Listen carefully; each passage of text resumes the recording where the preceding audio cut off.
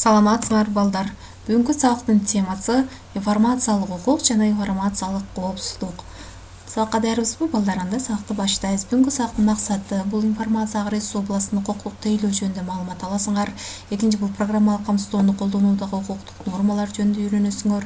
Үчүнчү бул информация кылмыштуулуктагы жазалар жөнүндө маалымат аласыңар. Төртүнчү бул информация коопсуздук жөнүндө үйрөнөсүңөр жана бешинчи информацияны коргоо ыкмаларын үйрөнө аласыңар. Анда балдар жаңы темага кирүүдөн мурда өтүлгөн темаларды кайталап алалы. Биз мурдагы сабактарда социалдык информатика жана информация коом деген темаларды өткөнбүз. Эми ошол темалардын ичинен бул жерде 5 суроо түзүлдү. Бул социалдык информатика деген эмне? Экинчи бул информация коом жана анын өзгөчөлүктөрү. Информация коом деген эмне жана башка коомдордун өзгөчөлүктөрү кандай? Үчүнчү бул информация ресурс деген эмне? Төртүнчү информация продукт деген эмне? Бешинчи модель жана анын түрлөрү. Демек балдар ошол суроолорго баарыбыз жооп бергенге аракет кылалы. Жооп беришиңер зарыл башкача айтканда. Анда жаңы темага киребиз. Бул 6 план менен иштейбиз. Бүгүн бул информация арыз областында укуктук тейлөө биринчи план, экинчи программа камсыздоону колдонуудагы укуктук нормалар, үчүнчү информация кылмыштуулуктагы жазалар, төртүнчү информация коопсуздук, информацияны коргоо жана сабакты бышкылап жыйынтыктайбыз. Жана ошол сабакта колдонулган кээ бир түндүк түшүнүктөрдү бул жерге тизмегин бердим. Анда балдар биринчи план бул информация ресурс областында укуктук тейлөө жөнүндө. Эми карагыла, мисалы, негизинен бул өлкө үчүн маанилүү деп эсептелген информациялык ресурстар өлкө тарабынан тыкыр корголгон, көңүл бурулган жана башкарылган объект болуп эсептелинет. Өлкө үчүн же болбосо жеке бир адам үчүн же болбосо кандайдыр бир организация үчүн материалдык байлык кандай мааниге ээ болсо, информациялык ресурстар дагы же болбосо информациялык мүлктөр дагы ошондой мааниге ээ болуп, ал тыкыр корголуп жана көңүл бурулуп башкарылышы керек болгон объект болуп эсептелинет. Анын үчүн атайын информациялык чөйрөдө укуктук тейлөөнү камсыз кылган закондор кабыл алынган. Демек бул информациялык ресурсту коргоо бул закондо дагы берилген. Кабыл алынган закондорго ылайык материалдык мүлккө ээлик кылууга кандай укук каралса, информациялык ресурска дагы ошондой укуктар каралган. Көрүнгөрү балдар, демек материалдык мүлккө кандай биздин ээлик кылууга укугубуз болсо, информациялык ресурска дагы ошондой ээлик кылуу укугубуз бар экен. Эми ошол укуктардын мисалдары, информациялык ресурстун кимге сунуларынын ээси гана чече алуусу, ошол информациялык ресурсту ким менен бөлүшөт, кимге сунат ошол ресурсту, бул ошол демек ээси гана чече алуу укугу. Экинчи бул информацияны өзгөрбөс кылып сактоо жана аны өзгөртүү укугу ошол информациянын ээсине гана таандык экендигин чечүү укугу жана информациялык ресурсту өзүнүн кызыкчылыгы үчүн колдоно билүү укугу. Демек биз материалдык байлыгыбызды мисалы ар түрдүү кызыкчылыгыбыз үчүн, өзүбүз кызыкчылыгыбыз үчүн колдоно билебиз. Демек ошондой эле укук бул информациялык ресурсту колдонууда дагы өзүнүн кызыкчылыгы үчүн колдоно билүү укугу каралган. Эми информациянын ээси ким? Ал информацияга ээлик кылууга жана колдонууга укуктук негиздин чегинде аны реализациялоого укуктуу субъект болуп эсептелет. Ал эми информацияны колдонуучу болсо, ал информация ээсинен колдонууга мүмкүндүк алган же болбосо укуктук негиздерге ылайык ээсинен же ортомчулардан же болбосо укук бузуулар аркылуу маалыматты колдонууга доступ алган субъект болуп эсептелинет. Эми информацияны издөө, алуу, берүү, иштеп чыгуу жана жайылтуудагы информациялык технологияларды колдонуудагы укуктарды жүзөгө ашыруудан келип чыккан информацияны коргоону камсыз кылуучу укуктук негиздер. Бул информациялык технология жана информацияны коргоо жөнүндө закондо берилет. Демек ошол информациялык ресурстарды издөөдө, алууда, берүүдө же болбосо аны жайылтууда, же болбосо ошол информациялык технологияларды колдонуудагы укуктук негиздер жана укуктар, ошондой эле укуктук бузуулар бул демек закон информациялык технология жана информацияны коргоо жөнүндөгү закондо берилет. Эми Кыргыз Республикасынын ошол информациялык укуктарын жөнүндө жана информациялык технология жана информацияны коргоо жөнүндөгү закондорду могул ссылка аркылуу кирип таанышсаңар болот. Түшүнүктүү болдубу? Эми карагыла, төмөнкү информациялык объекттер өзгөчө көңүл бурууну талап кылат. Демек, бул өзгөчө көңүл буруун талап кылган объекттер болуп эсептелет. Информациялык эмнелер экен алар? Программалык камсыздоолор. Программалык камсыздоолорду билебиз. Алардын түрлөрү бар. Мисалы колдонуучуга арналган колдонмо программалык камсыздоо жана системалык программалык камсыздоо сыяктуу жана маалыматтар базасы. Бул демек бул эң өзгөчө көңүл бурууну талап кылган жана коргоону талап кылган информациялык объекттер болуп эсептелет. Эми бул информациялык объекттер илимдеги адабияттагы, маданияттагы жана искусстводо жаратылган эмгектер сыяктуу эле баалуу. Мисалы, илимде кандайдыр бир ачылыш жүргүзүлдү, ошол ачылыш жүргүзүлгөндө ошол ачылышты ким ачты? Мисалы, ким изилдеп чыкты? Ошол сыяктуу эле адабиятта болобу, маданиятта болобу, мисалы адабиятта бир өзүнчө бир чыгарма жаратылды. Ошого өзүнчө автордук укук берилет жана анын өзүнчө баалуулугу бар. Ошол сыяктуу эле информациялык объекттер дагы ошондой баалуулугу бар экен. Эми алар интеллектуалдык ишмердүүлүк болуп эсептелет. Ал информациялык объекттер жана интеллектуалдык ишмердүүлүккө дагы ошо жыйынтыктардын негизинде автордук укук, өзгөчө укук жана менчик укугу берилет. Түшүндүкпү? Демек, ошол илимдеги адабияттагы болсун, маданияттагы болсун, искусстводагы жаратылган эмгектерге кандай укуктар берилсе, демек интеллектуалдык ишмердүүлүктүн жыйынтыгына дагы негизинде жаратылган эмгектерге ошондой укуктар каралган. Түшүнүктүү болдубу балдар? Эми экинчи планга өтөбүз. Демек, бул программа камсыздоону пайдалануу бул ээсинин автордук укугу бар болгон учурда гана закондуу болуп эсептелет.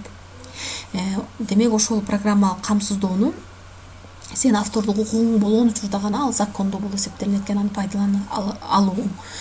Жана колдонуучу менен программа камсыздоонун ээсинин ортосундагы укуктук мамиленин негизи лицензия болуп эсептелет.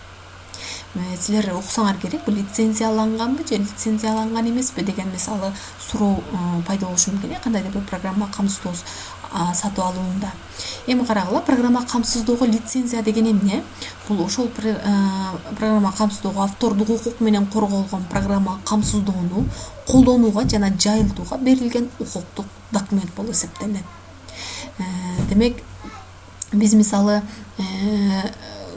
көбүнчөсүн лицензияланбаган программа камсыздоолорго туш келип калабыз жана аларды пайдаланууга мажбур болобуз. Демек, бул ошол программа камсыздоону бирок автордук укукка ээ болгон, ошол автордук укук менен корголгон программа камсыздоону колдонууга жана жайылтууга берилген укук бул программа камсыздоого берилген лицензия болуп эсептелет экен. Түшүндүкпү? Эми карагыла, программалык камсыздоого берилген лицензиялардын дагы түрлөрү бар экен. Эми ал мүлктүк жана эркин жана ачык программа камсыздоо деп экиге бөлүнөт экен, эки чоң топко. Ал эми мүлктүк болсо өз ичинде үчкө бөлүнөт экен. Бул commercial software, shareware, freeware. Бул карагыла, бул ал эми бул шартталган, шарттуу акысыз, бул коммерциялык лицензия, бул шарттуу акысыз лицензия, бул акысыз лицензия. Эми шарттуу акысыз лицензия өз ичинде дагы топторго, түрлөргө бөлүнүп кетет экен. Эми карагыла, ар бирине өзүнчө токтололу. Эми карагыла, мүлктүк лицензия деген эмне? Мүлктүк лицензия деген мында программа камсыздоонун ээси колдонуучуга бир же бир нече гана программанын көчүрмөсүн алууга гана мүмкүндүк берет жана ошол көчүрмөлөрдүн укуктук ээси өзү бойдон калат. Түшүндүкпү? Мында демек бир же бир нече гана программанын көчүрмөсүн алууга укукту берет экен жана ал көчүрмөлөрдүн укуктук ээси катары өзү калат экен. Бул мүлктүк лицензия. Эми commercial software бул коммерциялык лицензия, бул киреше табуу максатында көчүрмөлөрдү сатуу жолу менен киреше табуу максатында берилген лицензия. Бул экинчи бул шарттуу акысыз лицензия. Бул мүмкүнчүлүктөрү чектелген программалардын версияларын берүүдө берилген лицензия. Демек, бул мүмкүнчүлүктөрү чектелген, себеби бул шарттуу акысыз лицензия болгон үчүн. Бул кийинкиси бул коммерциялык демо бар, бул коммерциялык программа камсыздоонун демонстрациялык версиясын колдонууга укук. Демек, бул демонстрациялык укук берүүчү, версиясын колдонууга укук берүүчү лицензия болуп эсептелет. Ал эми бул негвар, бул кандайдыр бир төлөм жүргүзүү аркылуу программага регистрация болууга эскертүүлөрдү колдонгон компьютердик программаларга берилген лицензия. демек бул ошол кээ бир программаларды интернеттен жүктөп алууда байкаган болсоңуз керек, ошол регистрация болууну жана кандайдыр бир акча төлөм жүргүзүшүң керек болгон ошол эскертүүлөрдү жөнөтөт. Ошондой лицензия ал эми trial variable сыноо убактысы ичинде мүмкүнчүлүктөр чектелбеген түрдө колдонуучуга укук берген лицензия. Демек биз кээ бир пробный версия деп коебуз. Ошол пробный версиясында колдонууда, бирок ал кеңири бардык мүмкүнчүлүгүн чектебейт. Ал баарын берет, бирок ал кандайдыр убакыт ичинде гана колдонууга берилген лицензия экен. Ал эми бул FreeFire бул программаны колдонууга акысыз түрдө мүмкүндүк берүүчү лицензия болуп эсептелет. Түшүндүкпү балдар? Демек программа камсыздоого берилген лицензиялардын түрлөрү. Эми карагыла, бул General Public License бул мында алынган лицензия аркылуу колдонуучуга ошол лицензияны пайдаланып программаны таркатууга жана ар түрдүү ыкмалар менен өзгөртүүгө мүмкүндүк берүүчү лицензия. Демек бул жогоруда айттык, бул эркин жана ачык лицензия деп. Түшүнүктүү болдубу программага берилген лицензиялар? Анда кийинки планга өтөбүз. Эми карагыла, информациялык жазалар жөнүндө, же болбосо ошол мыйзам бузуулар боюнча. Эми информация кылмыштуулукка жазалар бул компьютердик программалык чөйрөдөгү кылмыштуулук деген закондо каралган. Алардын кээ бирлерине мисалы токтолсок, бул закон аркылуу корголгон компьютердик информацияларга мыйзамсыз түрдө доступ алып, информацияны жок кылуу, блокировкалоо, модификациялоо жана көчүрмөсүн алуу, бул демек бул эмне болуп эсептелет экен? Бул мыйзам бузуучулук болуп эсептелет экен. Экинчи, бул уруксатсыз же лицензиясыз компьютердик программалар жана информацияларды түзүү, колдонуу жана жайылтуу. Демек, бул дагы бир мыйзам бузуу болуп эсептелет экен. Кийинки, бул корголгон компьютердик информацияларды сактоочу каражаттарын, информацияларды иштетүүчү жана алмашууну камсыз кылган информациялык коммуникациялык тармактарды колдонгон жабдууларды мыйзамсыз эксплуатациялоо дагы бул мыйзам бузуу болуп эсептелет экен. Эми карагыла, бул информациялык кылмыштардын бул дагы түрлөрү көп. Мисалы, ошол информациялык кылмыштардын оорлугуна жана келтирген чыгымдарына жараша акчалай чоң көлөмдөгү штрафтар салынышы мүмкүн экен, жана штрафтар каралган жана эркиндикти чектеген 7 жылга чейинки жазалар каралат. Демек, бул информация айдыңында же мейкиндигинде дагы ошол жасаган иш аракеттерибизге көңүл бурушубуз зарыл экен. Анда 4-чү план бул эми информациялык коопсуздук деген эмне? Информациялык коопсуздук бул информацияларды жана информациялык системаларды табигый же жасалма мүнөздөгү капыстан же атайын түрдө информациялык мамиледеги субъектке зыян келтирүүдөн, субъекттер эмне болушу мүмкүн? Информация ээси же болбосо колдонуучу болушу мүмкүн. Келтирүүдөн информациялык системанын чегинде коргоо болуп эсептелет. Эми информациялык коопсуздук бизге эмнелерди камсызда берет? Бул иштелип чыккан маалыматтардын жеткиликтүүлүгүн, толуктугун, конфиденциалдуулугун, ошондой эле информациялык компоненттердин жана ресурстар системасынын жеткиликтүүлүгүн жана толуктугун камсыздап берет. Эми информациянын жеткиликтүүлүгү деген эмне?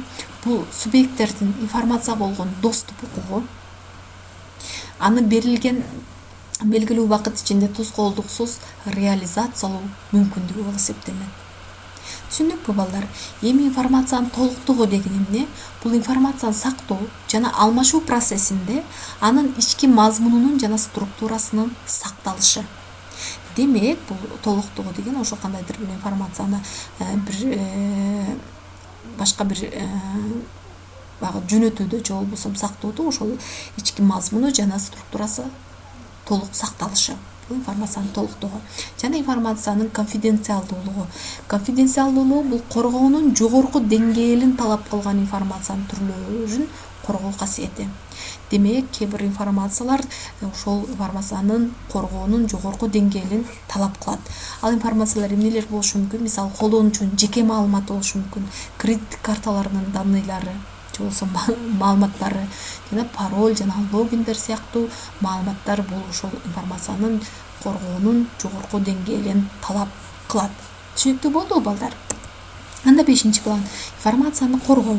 Информацияны коргоо бул мыйзамсыз түрдө күтүлбөгөн жана атайын жасалган күтүлбөгөн капысынан дейли же болбосо жана атайын жасалган туура эмес иш аракеттерден информациялык коргоо ишмердүүлүгү болуп эсептелет.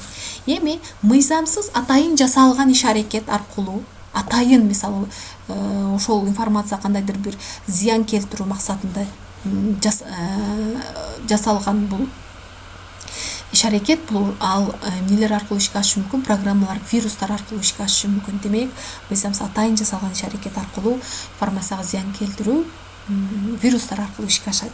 Ал эми мыйзамсыз күтүлбөгөн же болбосо капысынан информацияга зыян келтирүү кандай түрлөрдө, мисалы колдонуучунун катачылыгынан кетиши мүмкүн, жана техникалык жана программалык каражаттардын сбой болуусунан, жаратылыш кубулуштарынан улам келтирилет. Демек, бул капысынан же болбосо күтүлбөгөн деген бул капысынан гана ал атайлап эмес, капысынан бул ошол информацияга зыян келтирилет экен. Демек, бул информацияны коргоо мыйзамсыз түрдө күтүлбөгөн жана атайын жасалган туура эмес кадамдардан эмне кылыш керек экен, информацияны коргоо ишмердүүлүгү болуп эсептелинет экен. Эми жеке колдонуучу өзүнүн компьютеринде информацияларды төмөнгүдөй түрдө коргой алат. Бул биринчи үзгүлтүксүз электр менен камсыз кылуу блогун ар дайым колдонуу компьютерде жана сырткы эстерге мезгил менен резервдик көчүрмөлөрдү жүргүзүү аркылуу информацияларды коргой алабыз. Жана ар дайым антивирустук программаларды колдонуу жана ал программанын базасын жаңылап туруу. Ошол программалык, мисалы антивирустук программа орнотулган компьютеринде улам ал программанын базасын жаңылап туруу керек жана компьютерде антивирустук текшерүүнү да жүргүзүп туруу зарыл. Эми кокусунан жоголуп же өчүп кеткен маалыматтарды коргоо мүмкүнчүлүктөрү программалык кээ бир камсыздоолордо каралган. Эми карагыла, бул мисалы электрондук документтерге катылган вирустар. Мисалы бизге сырттан билинбейт. Мисалы бардык кээ бир электрондук документтер болушу мүмкүн, же болбосо интернеттен алган маалыматтар болушу мүмкүн, алардын ичинде вирус катылышы мүмкүн. Эми ошол вирустар катылган жөнүндө маалымат берүү мүмкүнчүлүгү, ошол эгерде вирустар катылса, ошол жөнүндө сага маалымат берет. Жана акыркы кыймылды жокко чыгаруу мүмкүнчүлүгү каралган. Файл жана файлдардын группасынын үстүнөн жүргүзүлгөн иш аракеттерде, мисалы ошолордун файлдарды топтомун өчүрүүдө же болбосо өзгөртүү киргизүүдө тактама командаларын колдонушу. Тактама командалары ал кайсы? Мисалы өчүрүүндө чындап эле өчүргүңүз келеби деп мисалы тактап сизди сурайт го, ошолдай командалардын колдонушу жана атрибуттарды орнотуу менен файлдарга өзгөртүү киргизүүнү чектөө.